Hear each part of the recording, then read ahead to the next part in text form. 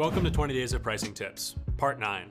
I'm Brett, a member of the pricing team, and I've worked on 41 pricing projects. Today, we're breaking down SaaS packaging. You're probably already familiar with the good, better, best packaging strategy.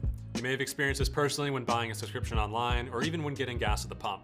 But how do you know if this is the right packaging strategy for your business? Good, better, best is arguably the most common packaging strategy in SaaS, where a product is broken up into multiple distinct offerings based on different features or benefits that scale up in a tiered good, better, best fashion. Typically, this model works well when an ideal customer's growth follows a clear trajectory, which includes expanded feature usage. But this is not always the best strategy.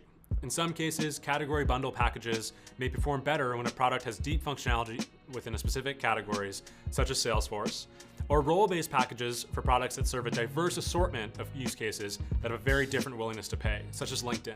Ultimately, the right packaging strategy is going to come down to the type of product you're selling and buyer preferences. Be sure to consider this before defaulting to good, better, best.